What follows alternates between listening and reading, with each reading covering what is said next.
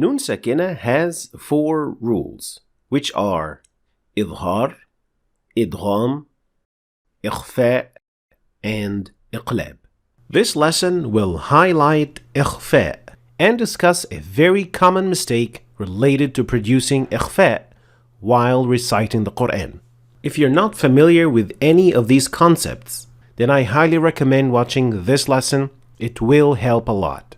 Now, first of all, ikhfa is caused when nun sakina is followed by one of the ikhfa letters.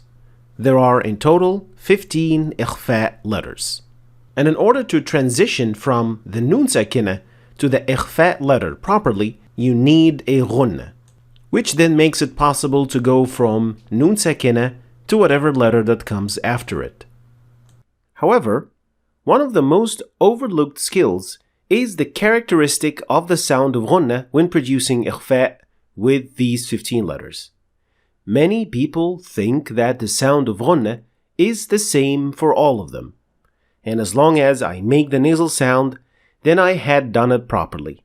But in fact, that is not the case. Producing the same ghunnah sound with all letters is a mistake. Why? Because some of these letters are full mouth, like the dad, ta, and so on, and the rest are empty mouth, like ta, sin, and others.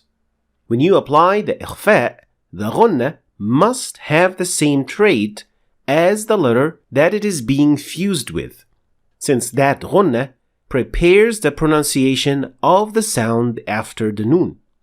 So when you have nun that is followed by ta, for example, your articulators have to be shaped in preparation of pronouncing the ta. And since ta is an empty mouth letter, your ghunnah should also be empty mouth. But let's say that ta is ta or sad as an example. Then your ghunnah has to prepare for a full mouth letter, and therefore this transition or this ghunnah also has to be in full mouth. In order to understand this even better, let us consider the following example. This example contains 3 cases of ikhfa. First one in this word, and the second one right here, and the third one right here. And for the sake of demonstrating the mistake, I will pronounce all 3 ghunnahs in the same way, and then I will pronounce it properly to hear the difference. خلق الإنسان من صلصال كالفخار. Now, as you can hear, I said الإنسان, and I also said من صلصال, and that is not correct. The first one is correct since the sin is an empty mouth letter, so the ghunnah has to be empty mouth as well. خلق الإنسان. But the next ghunnah is between min and salsal. The word salsal starts with sad, which is a full mouth letter, and it has to sound like this. Min salsal. Because you're preparing for the pronunciation of the full mouth letter sad. And then back to the empty mouth, since kaf is an empty mouth letter, and we say صلصال كالفخار. Let's have a look at another example.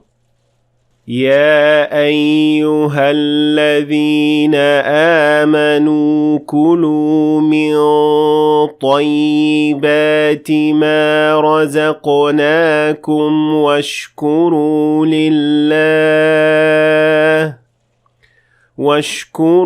لله إن كنتم إياه تعبدون.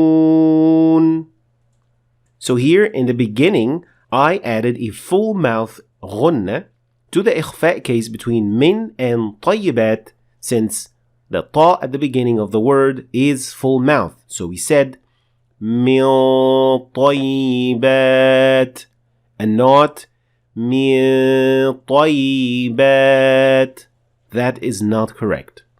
And further, in this ayah, we say إِن كُنتُم with two cases of إخفاء between the noon and kaf and between the noon and ta. So it would be wrong to say it in full mouth and say إِن كُنتُم, and it doesn't sound right either.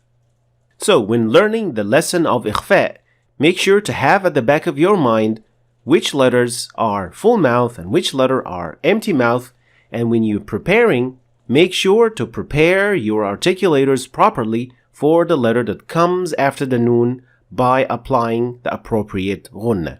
Full mouth ghunnah with full mouth letters, and empty mouth ghunnah with an empty mouth letter. Thanks for watching. I hope you've learned something new today. If you did, please like and share the video for other people to learn from it. And don't forget to subscribe to our channel if you want to see more videos like this. Thanks for watching, and I'll see you next time.